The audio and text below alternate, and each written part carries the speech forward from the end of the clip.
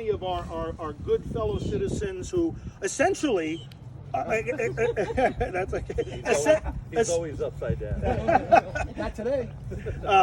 So many of our fellow citizens, even our fellow worshipers, essentially believe abortion is wrong, but they want to leave that little window open for rape and incest. Here's what I'll say to a person who says, well, don't you think the woman who's been raped should get an abortion? I said, well, obviously you're asking me that because you're concerned about her, right? You're concerned about her. So am I. So are we. We're very concerned about her. So that's not our disagreement. That's not our argument. And we need to give her everything possible that's going to help her. I presume that's why you're suggesting that maybe she should be able to get an abortion, because you want to give her everything that's going to help her, right?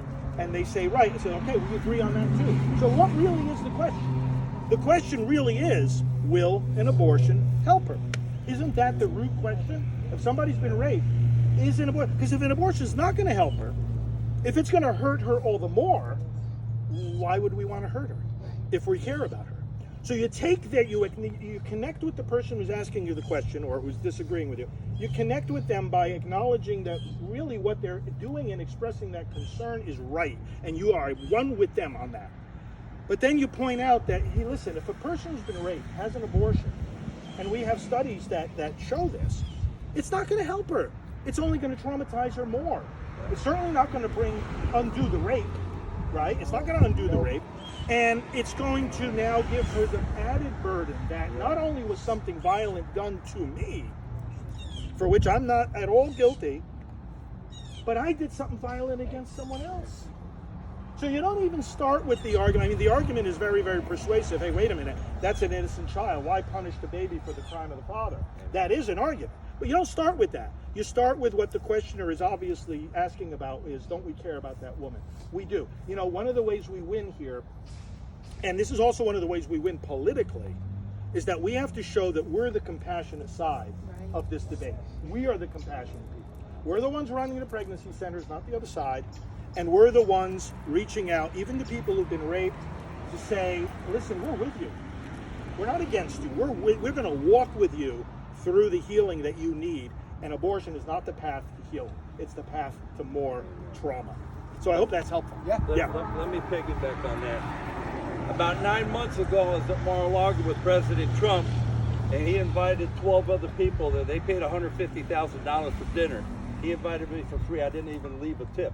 But we went around the table. We were there for 3 hours, and towards the end of our dinner, he said, Willie, do you believe in the 3 exceptions?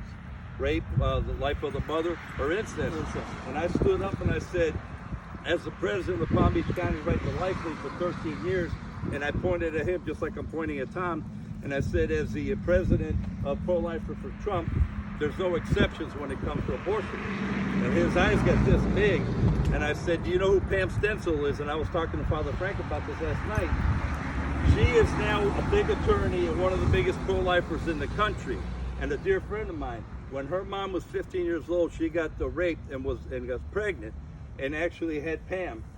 Fast forward, Pam was adopted by a mother, and that mother adopted 7 other siblings, all of them like from abortion and rape and everything. So she's got 7 siblings now, big pro-lifer. And I told that story to President Trump and the rest of these people. They were from Philadelphia, Chicago, Ohio, Alabama.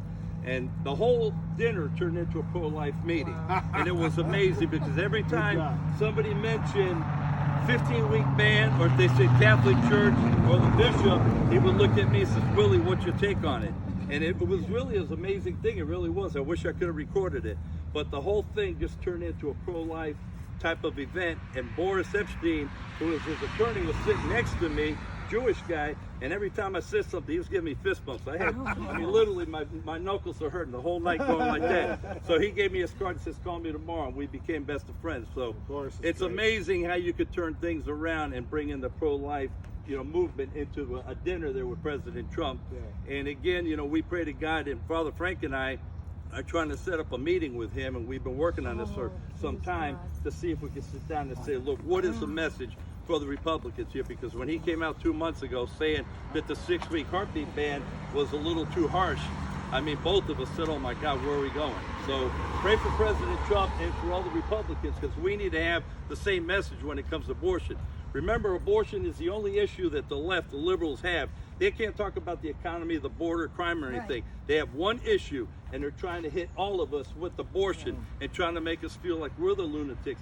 We're off the top, we're going crazy. And we have to turn that around. So when you go back to your respective parishes or what have you, sit down with your pastor and your priest and let them know we need to hear more about abortion from the pulpit, like Father Frank does. I mean, this is amazing. To have him here today, this is a blessing. It really is, to have a priest of this caliber, priest for life, to doing this. And like I said to him, when they defrocked him and they took his collar off, I said, he's a priest for life. You know, in the line of Melchizedek. And think about it, he worked for Priest for Life. So I told him, I said, I'll call him Father Frank Pavone until I die or until he dies, and we die together. So thank you very much. Appreciate it. Thank you.